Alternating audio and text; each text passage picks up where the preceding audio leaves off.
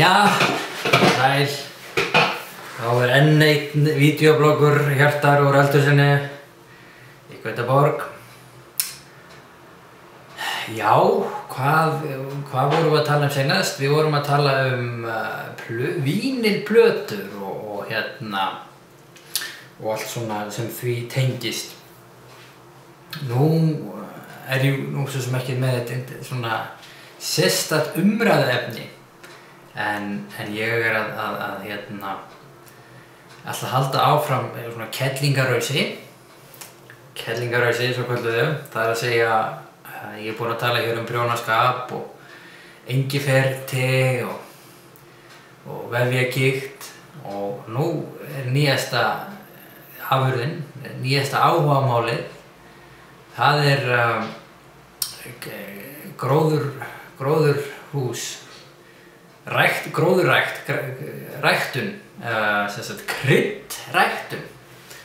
Ég fór í Botaniska trédgården í dag og keypti svona starter kit fyrir það sem fyrir kryddræktun. Og af því ég er búinn að ákveða að nýta vorið núna í að ekki eingöngu að bæta hér við einni manneskju á jörðina, sem er nú ekki stórt og mikið projekt, en auk þess ætla ég að vera svo djarfur að rækta upp lítinn kryddjurtagarð hér í hillunni í eldhúsinu. Í eldhúsinu hvaðan ég blokkaði mitt. Þannig ég fór í það í Botaniska trédgården og keypti svona fína starterkit. Ég ætlaði að fara bara til að kaupa svona krukkur og búinn að kaupa fræ innri. En fann ég ekki svona rosalega fínt. Ég bara er að opna þetta núna í fyrsta sinn. Þannig ég veit ekki alveg hvað er inn í þessu. En þetta á að vera allt til aðeins til þess að rækta garðinn sinn í gluggakistunni. Nú, þarna eru sem sagt, hvað þetta geymir, þarna eru 5 leirkrukkur, hver sem sagt með sínu kryddi. Hér er basilikum og svo höfum við hér perselja, kóríander sem er nú fínt út í tælenska eldhúsi sem ég kannski blokka einhvern tímann og thyme, þetta er sem hollenskt greinlega, timjan, sem er nú ekki ónýtt heldur. Og svo er 5. kryddið, ekki 3. kryddið heldur, 5. kryddið, bíslauk, sem myndi það væntanlega vera það sem við köllum graslauk á íslensku, ef ég man hollenskuna rétt. Því að jú, Holland, það er kannski eitthvað sem ég get blokkað einhvern tímann líka. Og svo kemur þetta með svona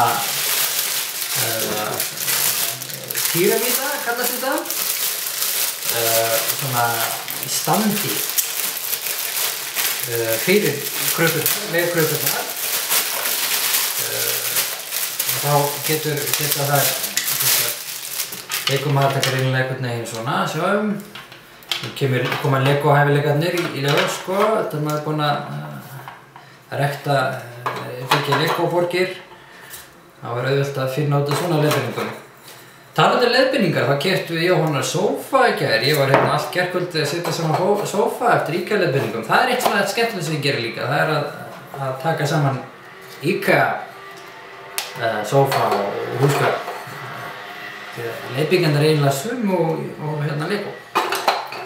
En svona er þetta. 5 krydd í krukku til að setja í gluggakistuna. Og nú er ég hættur að prjóna og ætla að rækta krydd. Og eitt leiðir af öðru. Prjónaskapur leiðir af sér kryddræktun. Og í hvað notar maður krydd?